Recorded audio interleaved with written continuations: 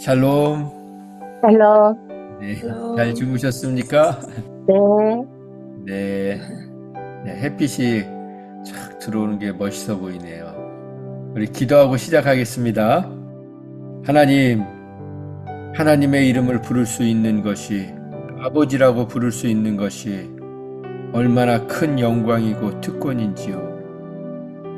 오늘도 하나님 안에, 예수님 안에, 성령님 안에 감추어진 그 비밀을 말씀을 통해 우리에게 밝히 깨달을 수 있도록 인도하여 주시옵소서. 예수님의 이름으로 기도했습니다. 아멘. 네, 오늘 말씀은 골로새서 1장 24절에서 29절 말씀입니다. 나는 이제 너희를 위하여 받는 괴로움을 기뻐하고 그리스도의 남은 고난을 그의 몸된 교회를 위하여 내 육체에 채우노라.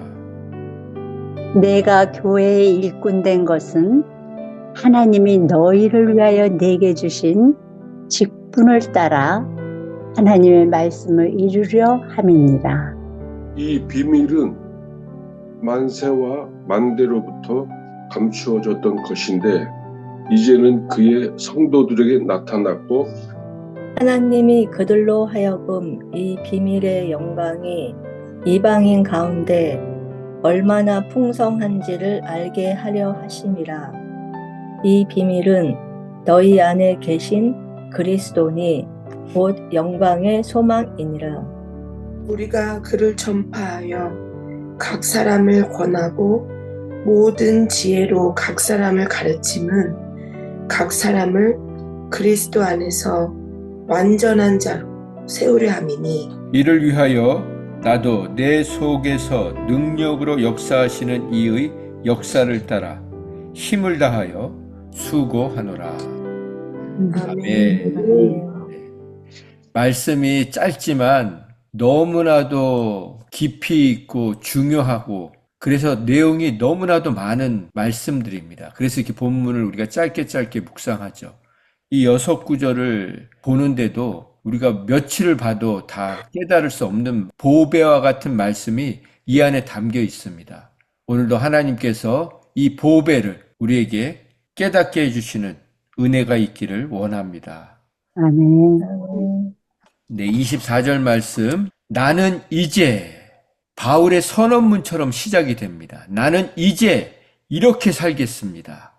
나는 이것을 위해서 살겠습니다. 나의 남은 삶은 이제부터 이렇게 살겠습니다 하고 나는 이제라고 선언하고 있습니다. 무엇을 선언하고 있냐면 너희를 위해서, 여러분을 위해서 받는 괴로움을 기뻐하겠습니다. 나는 지금 여러분을 위해서 괴로움을 받고 있습니다. 그것을 기뻐하고 있습니다. 지금 바울이 어디에 있습니까? 감옥. 그렇죠. 그래서 메시지 성경은 이렇게 표현하고 있어요. 이 감옥에 여러분이 아니라 내가 갇혀 있는 것이 얼마나 감사한지 모릅니다. 이렇게 의역을 해놨습니다. 그렇습니다. 믿음의 사람들은 이런 고백을 할 수 있어야 하는 것입니다. 감옥 같은 현실, 감옥에 간다 할지라도 내가 여러분 대신에 내가 갇혀 있는 것이 너무 감사합니다. 그리고 여기에 괴로움이라는 단어는 서퍼링이란 단어인데요. 육체적인 그리고 정신적인 고통과 괴로움을 얘기합니다. 바울이 감옥에 있었던 것이 육체적으로, 정신적으로 사실은 고통스러운 일이죠. 그러나 그 고통을 기뻐한다고 표현하고 있습니다. 신앙의 성숙된 신앙은 이렇게 지체들 때문에 받는 고통, 다른 지체들을 섬기다가 얻게 되는, 당하게 되는 그 고난을 온몸으로 기뻐하게 될 때 성숙과 성장이 일어난다는 것입니다. 그래서 우리는 다른 영혼을 품을 수 있어야 된다는 것입니다. 그러면서 제가 말씀을 묵상하면서 든 생각이 우리 여성분들이 임신을 하지 않습니까?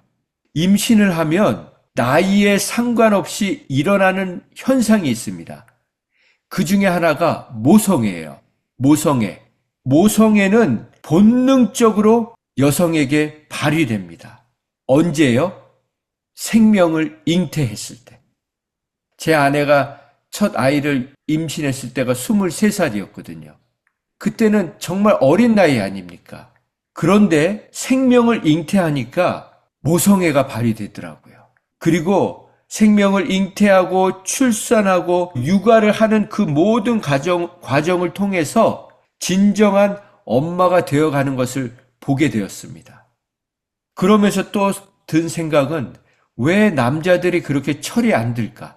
나이가 들어도 철이 안 들까 생각을 해보니까 이 생명을 품어본 적, 잉태해서 그 산고의 고통을 겪어가면서 출산하는 것이 다가 아니고 이 육아의 과정, 이 과정을 남자들은 너무 모르기 때문입니다.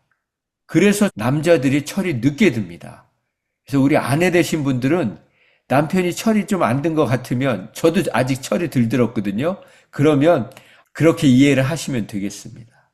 지금 너희를 위하여 받는 괴로움을 기뻐한다. 어머니들은 아이를 잉태하고 출산하는 것을 괴롭지만 기쁨으로 여깁니다.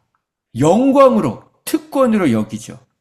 그것이 바로 엄마 된 자들에게 주시는 하나님의 놀라운 비밀인 것입니다.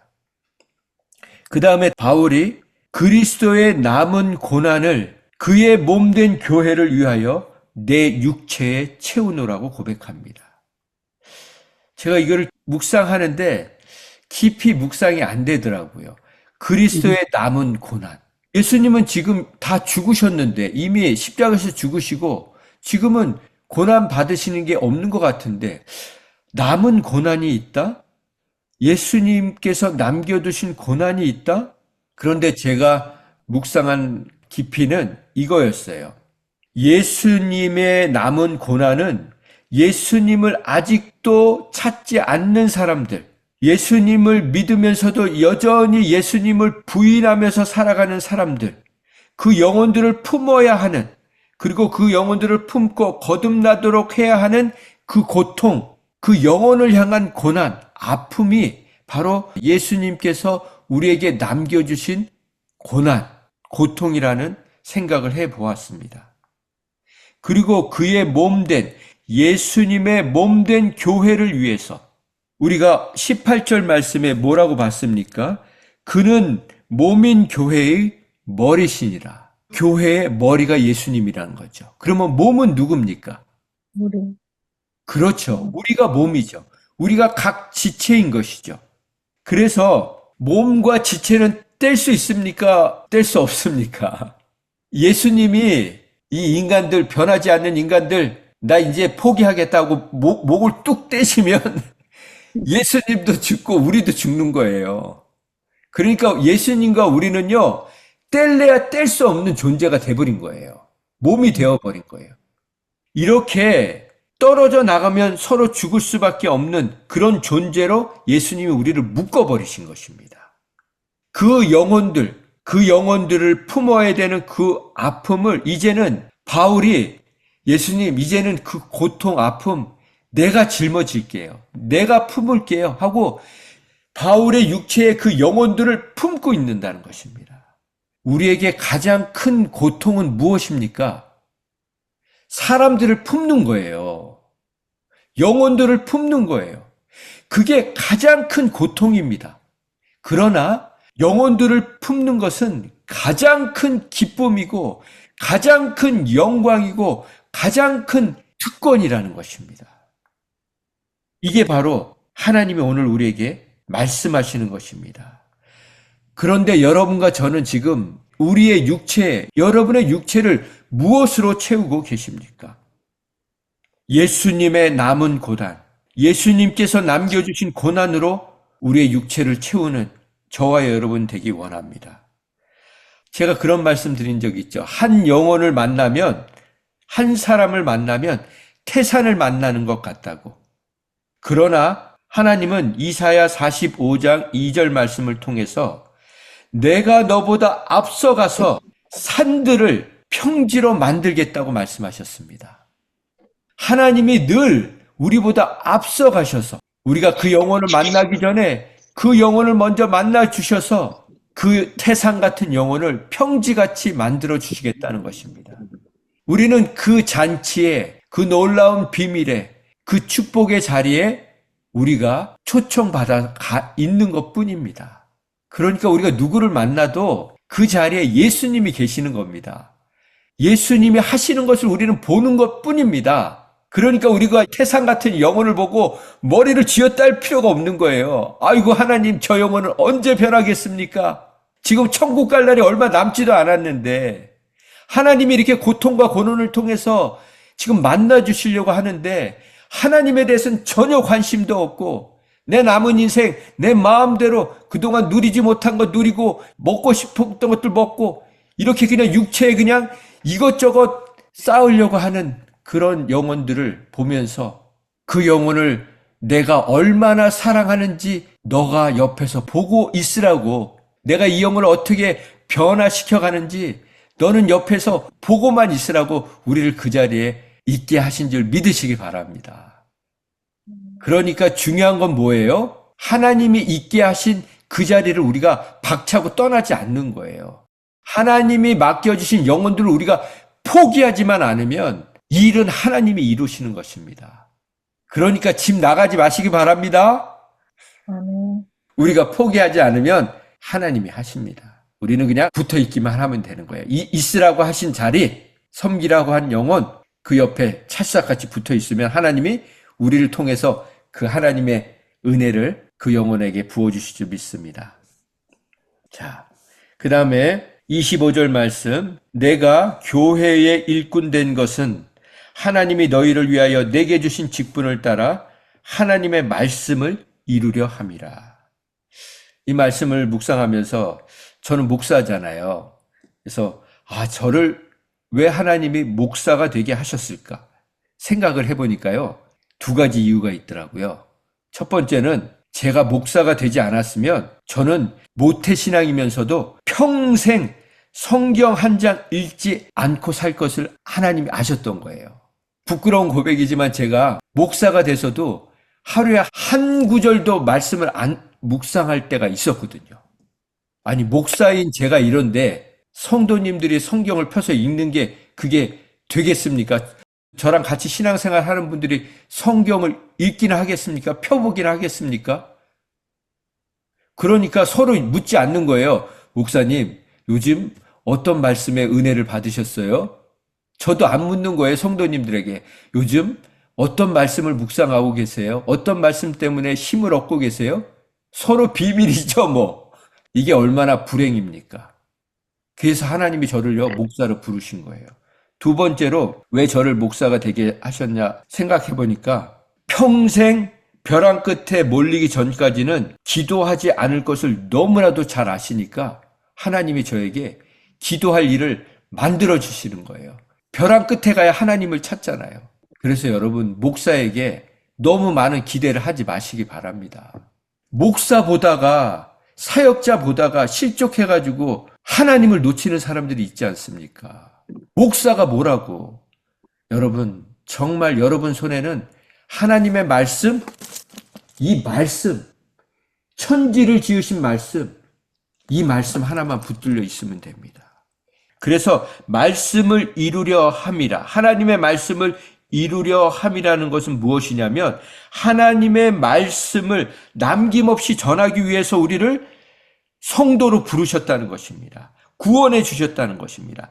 하나님의 말씀을 남김없이 전파하라고 우리 모두에게, 저뿐만 아니라 여러분과 우리 모두에게 이 사명을 하나님의 일꾼으로 부르셨다는 것입니다.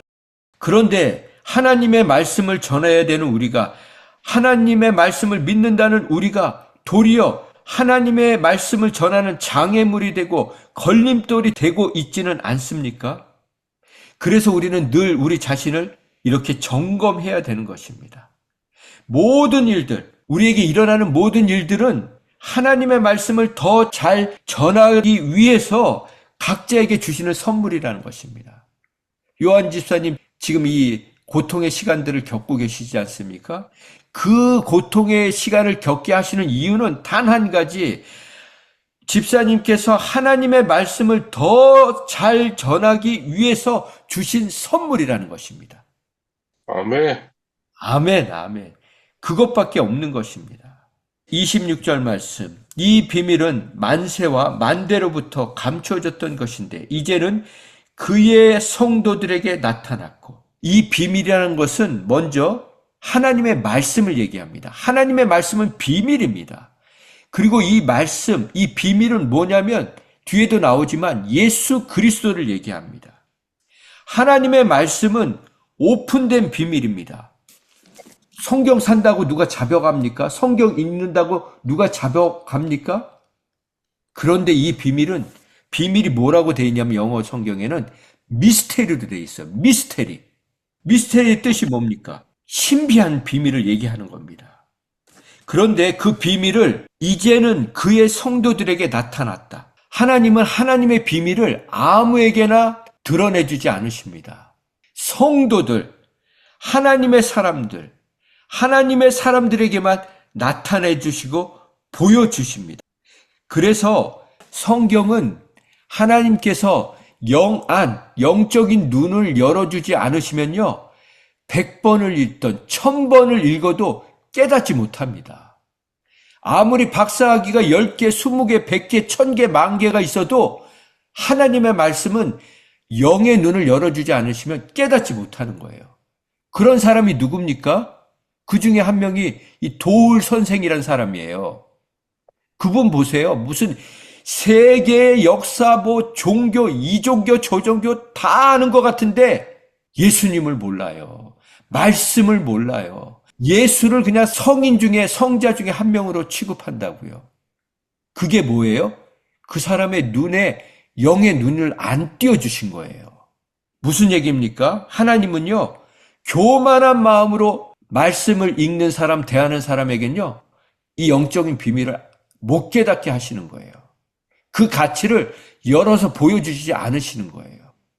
그러나 겸손한 마음, 가난한 마음으로 말씀을 대하는 사람, 하나님을 정말 존중하는 마음, 하나님을 하나님으로 대하는 사람, 천지를 지으신 하나님을 그렇게 경외하는 사람에게는 눈을 열어서 보여주시는 것입니다. 무슨 차이일까요? 하나님의 말씀을 지식으로 깨닫는 사람은요, 늘 마음이 강팍해요. 말씀을 알면 알수록 교만해져요. 그런데 영의 눈이 띄어진 사람에게는 말씀을 읽을수록, 말씀을 대할수록 마음에 평안이 있습니다. 기쁨이 있습니다. 소망이 있습니다. 담대함이 있습니다. 이것이 틀린 것이죠. 하나님은 우리를 하나님의 비밀을 나누는 사이로, 그 비밀을 알 수 있는 사이로 우리를 택하셨습니다. 비밀을 나누는 사이, 특별한 사이. 그래서 우리가 하나님의 말씀을 묵상할수록 하나님과 더 그 관계가 깊어지는 것이죠. 하나님과 비밀을 나누면 어떻게 되냐면 나의 아픔, 나의 단점, 나의 부족함을 다른 사람들에게 나눌 수 있는 사람이 됩니다. 이거 연결해 보세요. 우리가 하나님의 비밀을 깨닫게 되잖아요. 그러면 다른 사람들에게 나의 아픔, 나의 단점, 나의 부족함을 나누는 사람이 되는 것입니다. 어떻게 해요? 진심으로 나누게 됩니다. 감사함으로 나누게 됩니다. 오히려 나의 단점을 자랑하는 자가 됩니다. 그런데 그 단점을 진심으로 나눌 때 그 사람들 안에 치유가 일어나는 것을 발견하게 됩니다. 그래서 우리는 더 이상 나의 단점이 부끄러움이 안 되는 것을, 다른 사람들에게 치유제가 되는 것을 경험하게 되는 것이죠. 27절 말씀입니다. 우리 요한 집사님 읽어봐 주실래요? 하나님이 그들로 하여금 이 비밀의 영광이 이방인 가운데 얼마나 풍성한지를 알게 하려 하십니다. 이 비밀은 너희 안에 계신 그리스도시니 곧 영광의 소망이니라. 그렇죠. 이 비밀은 너희 안에 계신 예수님이다. 예수 그리스도가 비밀이라는 것입니다. 그래서 그런 노래가 있잖아요. 예수 오 그 이름 나는 말할 수 없네. 그 이름 속에 있는 비밀을, 그 이름 속에 있는 사랑을, 그 사랑을 말할 수 없어서, 그 풍부함 말할 수 없어서 비밀이 되었네. 그 이름 나는 말할 수 없네. 그렇죠. 예수님의 이름은 우리가 아는 것 같지만 평생을 알아가도, 영원을 알아가도 다 알아갈 수 없는 것이 바로 예수, 그 이름의 비밀입니다. 이 성경은 바로, 이 66권은 바로 예수님에 대해서 기록한 것입니다. 그분의 사랑, 그분 안에 있는 풍성함, 그분 안에 있는 부요함, 그 비밀을 오늘도 우리에게 하나님께서 알려주고 계시는 것입니다. 예수님을 안다라는 말은 우주를 안다는 말보다도 말도 안 되는 말입니다. 무슨 말인지 아시겠죠? 우리가 예수님을 안다, 그건요, 나는 우주를 다 압니다 하는 말보다도 말도 안 되는 말이라는 것입니다. 그런데 하나님께서 우리를 그 신비, 그 비밀의 잔치에 우리를 초대하신 것입니다. 날마다 이 자리가 그 비밀을 깨달아 알아가는 자리라는 것입니다. 제가 이따가 어떤 분을 한 분 소개해 드릴 건데요. 그분이 예수님을 만나고 나서 기도할 때 자기 이름을 부르면 구역질이 났대요. 구역질이. 왜냐하면 이분이 비즈니스를 크게 하셨거든요. 여자분이신데 매출이 1,000억이었대요. 1,000억. 그런데 나중에 하나님이 그 비즈니스를 다 걷어가시고 그걸 통해서 하나님을 만나셨는데 자기가 그렇게 잘난 줄 알았는데 하나님 앞에 기도하는데 자기 이름을 부를 때마다 구역질이 나더래요. 이게 예수님 만난 사람들의 비밀입니다. 27절 조금 더 보겠습니다. 하나님이 그들로 하여금 이 비밀의 영광, 이 비밀의 영광이 이방인 가운데, 이방인이 누굽니까? 개만도 못한 존재들 아닙니까? 다윗은 그래서 역대상 17장 16절 19절 말씀에 하나님께서는 개만도 못한 소인을 생각하시어 이렇게 복을 주셨습니다. 그렇게 얘기하지 않았습니까? 여러분, 여기에 보면 지금 이 비밀은 너희 안에 계신 그리스도니 곧 영광의 소망이다. 예수님의 몸이 뭐라고 했습니까? 우리가 24절에 읽었잖아요. 그의 몸된 교회. 예수님의 몸은 교회인 거예요. 교회는 뭡니까? 건물이 아니잖아요. 우리 자신이 교회잖아요. 우리 인간들이 교회인 것입니다. 그런데 왜 예수님의 몸을 교회라고 표현했을까요? 교회 하면은 그냥 거룩한 거니까 영으로 표현하는 게 더 좋지 않겠습니까? 몸으로 표현하셨다고요. 왜 예수님이 교회를 몸으로 표현하셨냐면요. 우리가 가장 사랑하는 것이 무엇입니까? 우리의 몸뚱아리 아니에요. 몸뚱아리. 우리는요, 우리의 영을 사랑하지 않아요. 우리의 혼을 사랑하지 않아요. 우리는요, 우리의 몸을 가장 사랑합니다. 그래서 예수님이 교회를 자신의 몸으로 비유하신 거예요. 우리가 몸을 예수님보다 더 사랑하는 것처럼, 그런데 예수님은 그런 우리를 자신의 몸으로 사랑하신다는 것입니다. 이걸 한번 깊이 묵상해 보세요. 우리 28절 말씀 정 권사님 읽어봐 주실래요? 우리가 그를 전파하여 각 사람을 권하고 모든 지혜로 각 사람을 가르침은 각 사람을 그리스도 안에서 완전한 자로 세우려 합니다. 아멘.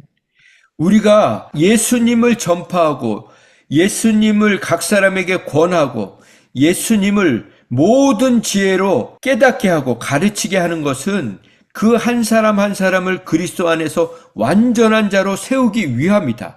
여기서 완전하다는 것은 mature, 우리가 mature라는 단어를 쓰지 않습니까? 이 mature라는 단어는 어른스러운, 성숙해지는, 성숙함, 분별이 있는 그런 자로 세우기 위함이라는 것입니다. 그런데 우리가 성숙해지는 방법, 어른스러워지는 방법은 어떤 방법이냐면 영혼을 품을 때, 영혼을 출산할 때 영혼을 양육할 때 우리는 완전한 자로, 머추어한 자로, 성숙하고 진정한 어른이 된다는 것입니다. 반대로 우리가 영혼을 품지 않고 출산하지 않고 양육하지 않으면 어른 아이로 산다는 것입니다. 평생. 그래서 교회에 그렇게 연세가 많은 분들이 어린 아이처럼 살고 있는 겁니다. 죽을 때까지 어린 아이처럼 사는 어른 아이가 너무나도 많다는 것입니다. 29절 마리아 집사님 읽어주실래요? 이를 위하여 나도 내 속에서 능력으로 역사하시는 이의 역사를 따라 힘을 다하여 수고하노라. 네. 이 한 영혼 한 영혼을 그리스도 안에서 완전한 자로 세우기 위해서 나만 애쓰는 것이 아니라 내 속에서 그 능력으로, 그 강력하신 능력으로, 영혼을 품는 능력으로 내 안에서 역사하시는 그 놀라운 역사, 성령님의 그 역사를 따라 내가 힘을 다해, 죽을 힘을 다해서 수고하겠다는 것입니다. 여러분, 죽을 힘을 다해, 영혼을 구원하기 위해서 죽을 힘을 다해 애쓰는 사람은요, 결코 죽을 때 후회하지 않습니다. 하나님이 후회하지 않게 해주십니다. 그리고 그 수고와 애씀을 영원토록 보상해 주십니다. 여러분, 제가 왜 이렇게 복을 받고 사는지 아세요? 여러분, 저 보시면 부럽지 않으세요? 그런데 제가 왜 이렇게 복을 누리면서 살고 있나 생각해 보니까요. 저를 위해 기도해 주셨던 어머니가 계세요. 지금도 계세요. 그리고 장모님이 계세요. 이 두 어머니가 정말 저를 위해서 목숨을 걸고 기도해 주셨거든요. 그리고 막 저를 위해서 어머니 돼주시겠다는 분이 막 여기저기 있는 거예요. 네. 이게 바로 제가 복을 누리고 있는 비밀이더라고요. 그래서 여러분도 다른 영혼들을 위해서 어머니가 되어주셔야 됩니다. 어머니들은 목숨 걸고 기도하잖아요. 우리 자녀들을 위해서. 말씀을 마치겠습니다. 제가 작품 하나를 보여드릴게요. 이게 제가 초반에 말씀드린 1000억대 비즈니스를 하셨던 분이 만든 작품이에요. 예수님 만나고 나서. 제가 이따가 링크를 보내드릴 테니까 한번 보세요. 1000억대 매출, 그 매출이 썩은 나무 반토막만 못하더라. 1000억대 매출을 비즈니스를 했지만 나중에 하나님을 만나고 나니까 이 썩은 나무 반토막만 못하더라고 고백합니다. 이게 썩은 나무래요. 썩은 나무를 깎아서 만든 겁니다. 지금 예수님이 위에서 밑에 우리를 보고 있는 것 같죠? 그런데 미소 짓고 있는 예수님. 이분이 비즈니스가 그렇게 망하고 나서 그 겨울산을 찾아간 겁니다. 겨울산을 찾아갔는데 모든 것을 다 잃은 후에 찾아간 겨울산에 그 산에서 썩은 나무에서 주님의 형상을 발견한 거예요. 썩은 소나무 가지 옆에 앉아 있는데 그 썩은 소나무 안에서 활짝 웃고 계신 주님의 얼굴이 그분의 눈에 보인 거예요. 이 작품들입니다. 그런데 이게 원목이에요. 그 이 썩은 나무. 이걸 보면서 저는 무엇을 생각했냐면 한 영혼 한 영혼들, 태산 같은 영혼들 안에서 이 썩은 나무를 칼로 베면 그 안에 보석 같은 이런 색깔들이 나온다는 거예요. 정말 우리는요, 태산 같은 영혼들 안에서 보석같이 숨겨져 있는 예수님의 형상, 예수님의 그 십자가의 흔적, 그 남은 고난을 볼 수 있어야 된다는 것입니다. 한 영혼의 가치는 천하보다 귀하다고 하셨습니다. 그래서 우리는 많은 일을 하려고 생각하는 것이 아니라 이제는 여러분 많은 일, 위대한 일, 그런 거 이제 좀 내려놓으세요. 그리고 지금 내게 맡겨주신 영혼, 오늘 만나게 해주시는 그 영혼에게 집중하시고 최선을 다하시기 바랍니다. 그러면 우리는 한 영혼을 구하면 천하를 구하는 것입니다. 따라서 해보십시오. 한 영혼을 구하면 한 영혼을 구하면 천하를 구원한 것이다. 천하를 구원하는 것이다. 이 믿음 가지시고 오늘도 우리가 만나는 영혼을 천하보다 귀하게 여기고 하나님이 남겨주신 고난으로 믿고 우리에게 그 고난이 결국 영광이 될 것을 믿고 기쁨으로 그 영혼을 섬김으로 인해서 우리 안에 형언할 수 없는 하나님의 기쁨이, 그리고 예수 그리스도의 그 비밀이 점점 알아져가는 그런 복된 인생을 사는 저와 여러분이 되기를 예수님의 이름으로 축원드립니다.